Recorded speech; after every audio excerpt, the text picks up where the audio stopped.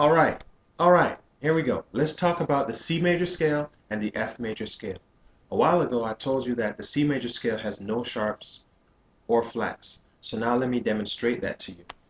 Now, you know that the thinnest string on a 4-string is called G. It's tuned to the note G. Then the string above that, which is just a little bit thicker, is called D.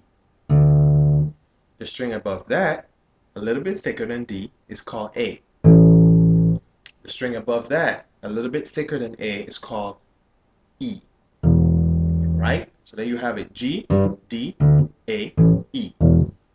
And here you have, if you know that those are the names of the strings, if you keep going up one fret at a time, you'll be able to figure out what the different notes are. So a half step ahead of G is considered G sharp or A flat.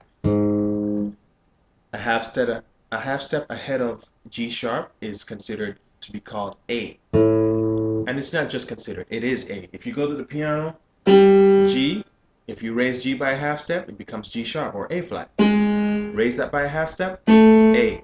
So the distance between G and A, or its interval, is a whole step. G, A, G, A, G, A. All right? So if you keep going up in that pattern, and if you know the rule of thumb in music that B raised by a half step is equal to C.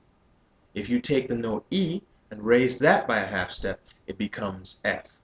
If you can remember that, you'll be able to find all your notes. So just go that way. G, raise it by a half step, A flat or G sharp. Raise A flat by a half step, A. Raise A by a half step, B flat or A sharp.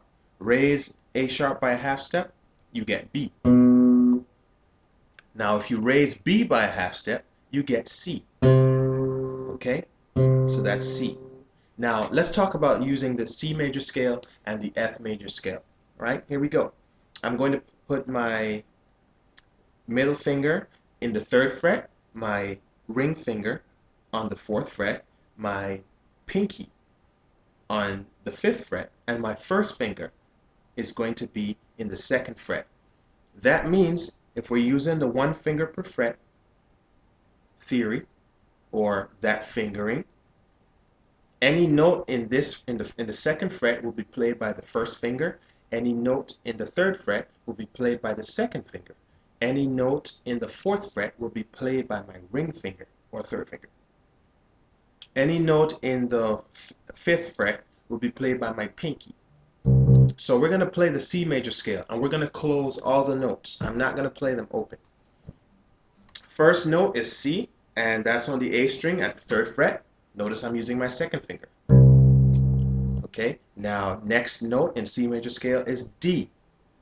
Go over to the 5th fret of the A string. Hopefully you can see that. All right, next note E, which is on the 2nd fret of the D string. 2nd fret, meaning 2 half steps away from D, right? D, half step up, another half step. Good, so we get to E. So that's E, then we raise E by a half step, we get to F. Raise F by a whole step, or take it 2 frets up, we're going to be at G. G is located at the 5th fret and the D string. Then we go over to the G string for our 6th note in the C major scale, and that note is going to be A. You can find this A on the 2nd fret of the G string. Alright, then we have B. B is located at the 4th fret of the G string, and you can use your ring finger. Then we have C. C is on the 5th fret of the G string. Alright, so let's do that again. Now we're going to do this in half notes using the 80 beats per minute. Notice I'm using a metronome, so I'm encouraging you to always practice with a metronome. It will really build your internal clock and your intonation. Here we go. Ready, and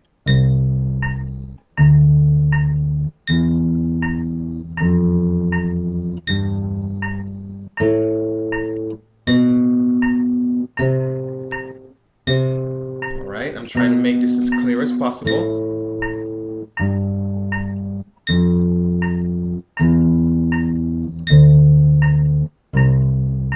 All right, so those were half notes, 2 beats for every note.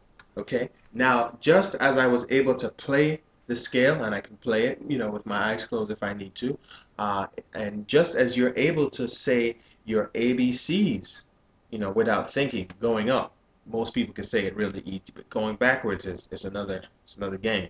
All right. The same way, you know, A, B, C, D, E, F, G, H, I, J, K, L, M, N, O, P, Q, R, S, T, U, V, W, X, Y, and Z. So because you know that so well, you should know your scales that way. So how we learn our scales, we need to know where it's located. That's the first thing. We need to know what finger we should put on it, second thing. And we need to know what note it is. Going up, ascending the scale, and coming down, descending the scale. So I'm going to say the names of the notes as I go up. C, D, E, F, G, A, B, C. Let's go backwards. C, B, A, G, F, E, D, C. All right, so I pretty much just taught you the C major scale using the first 5 frets of your bass, and you used all 4 fingers. All right, so the fingering we used was 2, 4, 1, 2, 4, 1, 3, 4. Here it is, 2, 4, 1, 2, 4, 1, 3, 4. Let's go backwards. 4, 3, 1, 4, 2, 1, 2, 1. I mean 4, 1, 4, 2, excuse me. All right, so here we go.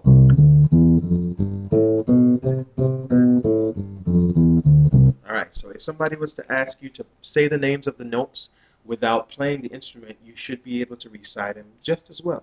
So in the key of C, we have C, D, E, F, G, A, B, C. Descending, C, B, A, G, F, E, D, C.